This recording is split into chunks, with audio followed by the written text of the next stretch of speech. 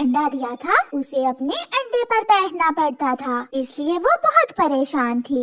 मैं दाना लेने जा रहा हूँ और तुम घर में ही रहना। ऐसा ना हो कि आज फिर तुम आवारा घूमने निकल जाओ। मुझे अपने आने वाले बच्चे की तुमसे ज्यादा चिंता है। कालू कौवा दाना लेने चला जाता है। तुम्हें बैठना पड़े सारा सारा दिन तो तुम्हें पता चले ये कितना मुश्किल काम है। बातें करना तो बहुत आसान है। फिर गौरी कौवी अपना अंडा उठाती है और चिड़िया के घर जाती है। चिड़िया चिड़िया, मैं अपनी माँ से मिलने जा रही हूँ। शाम तक आप मेरा अंडा अपने पास रख लो।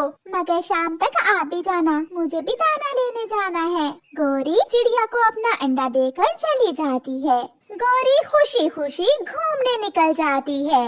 गौरी, तुम यहाँ आ गई हो और तुम्हारा अंडा घर में अकेला होगा बेटी। नहीं माँ, मैं अपना अंडा चिड़िया के पास छोड़कर आई हूँ। वो मेरे अंडे का ख्याल रखेगी। एक माँ के सिवा कोई भी अपने बच्चे या अंडे का ध्यान नहीं रख सकता।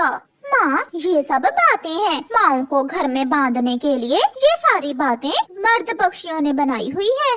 शाम भी हो जाती है। चिड़िया सुबह से गौरी के अंडे पर बैठी हुई थी। ये गौरी की बच्ची अभी तक नहीं आई। मुझे भोजन लेने भी जाना है। बहुत छोटी है ये गौरी कौवी।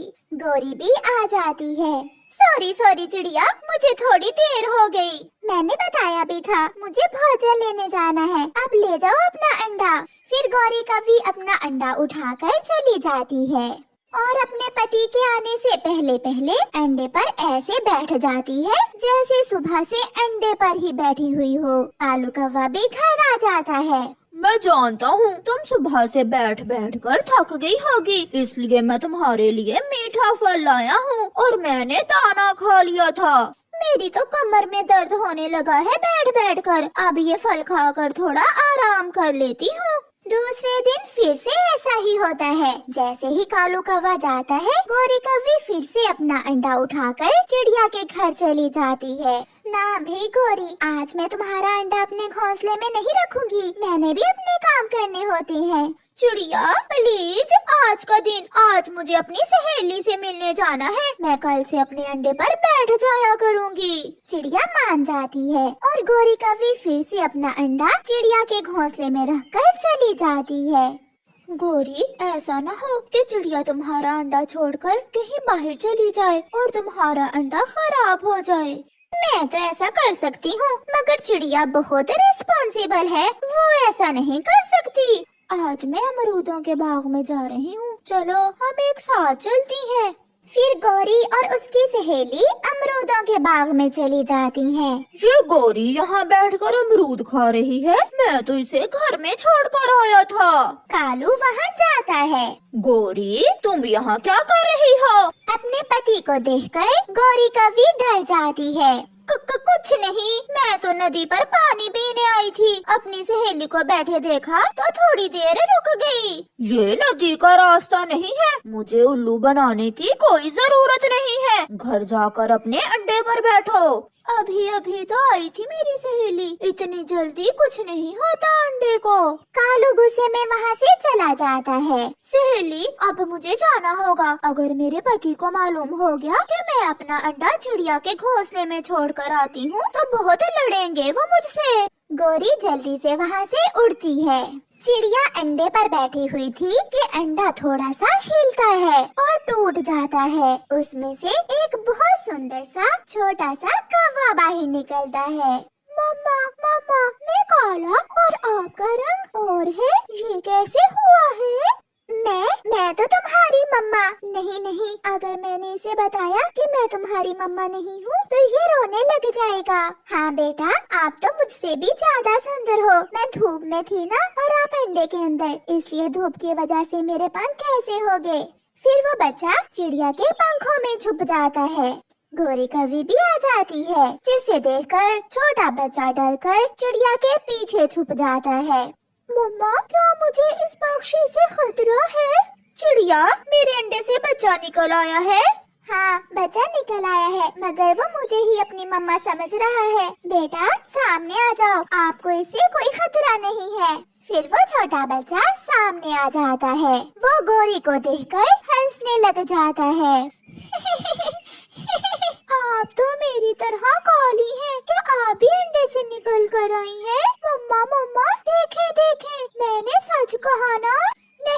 मेरे बच्चे, मैं आपकी मम्मा हूँ। ये तो चिड़िया है और तुम कौवे हो। मैं हूँ आपकी मम्मा। मैं भी कौवी, तुम भी कौवे।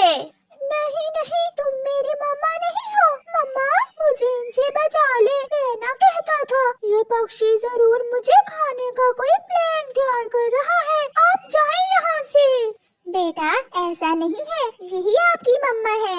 ये सुनकर वो छोटा बच्चा और भी जोरों से रोने लग जाता है। अगर कोई गलती हुई है मुझसे तो मुझे माफ कर दे, मगर मम्मा ऐसा ना कहे। मैं इनके साथ नहीं जाऊंगा, मैं आपके पास ही रहूंगा। सीधे से चलो मेरे साथ, वरना मैं एक लगाऊंगी तुम्हारे। फिर गौरी कभी उस छोटे बच्चे को उठाकर एक टोकरी में रखती है और उसे ले जाती है। वो अपने घर पहुंच जाती है। छोड़े मुझे, मुझे अपने घर जाना है। छोड़े मुझे, गंदी है आप, बहुत गंदी है, मुझे छोड़ दे। भगवान के लिए चुप हो जाओ बेटा। अगर तुम्हारे पापा आ गए तो मैं क्या जवाब दूंगी उसे। चुप कर जाओ। लो, ये दाना खा लो। नहीं, मुझे भूख नहीं है। ये लो बेटा, ये खिलौना ले लो। मगर वो छोटा बच्चा खिलौना उठाकर दूर फेंक देता है। कालू भी घर लौट आता है। बचाओ बचाओ, गंदी कवि का साथी भी आ गया है। अब ये दोनों मुझे खा जाएंगे। बचाओ। बेटा, मेरा बेटा आ गया अंडे से बाहर।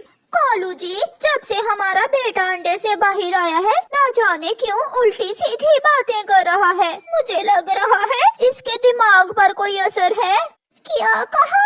दिमाग पर आपके असर है? मैं ठीक हूँ। आप मुझे मेरी पीले पंखों वाली मम्मा के पास छोड़कर आए।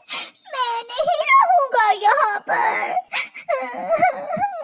कालू भी बहुत सियाना था, वो सब समझ जाता है। क्या तुम आज अंडा चिड़िया के घोंसले में छोड़कर गई थी अमरूद खाने? क्या बच्चे ने सबसे पहले चिड़िया को देखा है? नहीं, अंडा तो मेरे घोंसले में ही था। तो फिर अंडे का खोल कहाँ है? वो तो मैंने नदी में फेंक दिया है। एक झूठ के लिए तुम 1000 झूठ बोलोगी। सारी रात बच्चा रोता रहता है। मुझे मेरी मम्मा के पास जाना है। मुझे मेरी मम्मा के पास जाना है।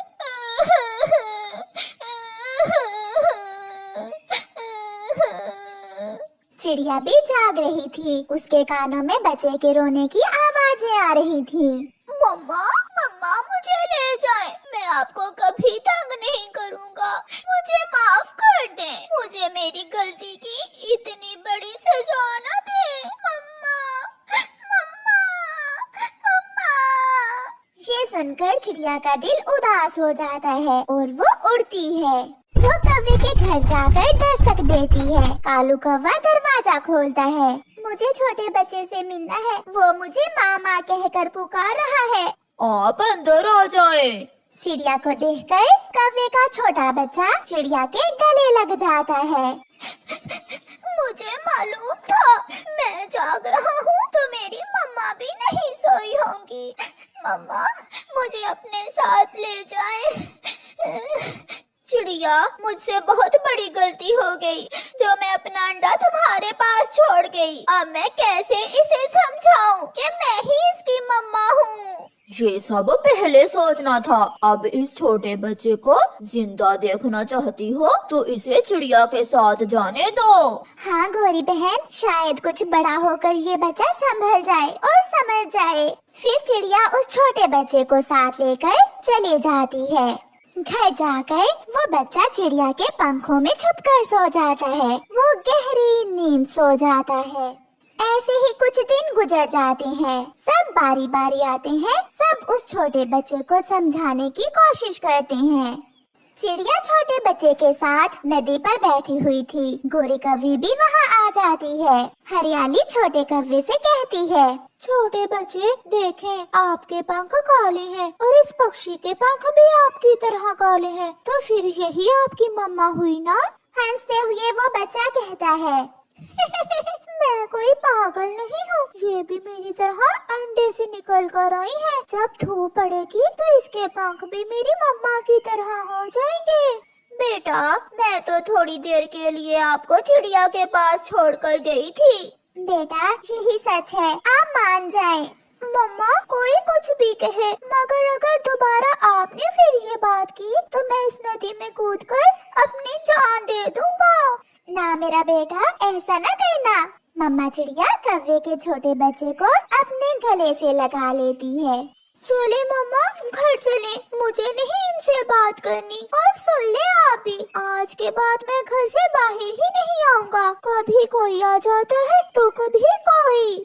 फिर चिड़िया उस बच्चे को साथ लेकर अपने घर चली जाती है और उस दिन चिड़िया फैसला कर लेती है कि अगर वो बच्चा खुद से गोरी के पास जाए तो जाए, वो कभी उसे अपने घर से जाने का नहीं कहेगी। मम्मा, आप चिंता ना करें, आपको मेरे लिए दाना लाना पड़ता है, मैं बोझ हूँ ना आपके लिए। जब मैं बड़ा हो गया तो मैं भी अपनी मम्मा का बहुत ख्याल रखूंगा। मेरा बच्चा। हाँ बेटा, आप बहुत अच्छे हो। बच्चे अपनी मम्मा के लिए बोझ थोड़ी होते हैं। मम्मा, एक बात कहूँ? हाँ कहो बेटा। फिर कभी आप मुझसे वो वाली बात ना करना। कभी नहीं, मैं कभी वो बात नहीं करूँगी। फिर वो दोनों गले लग जाते।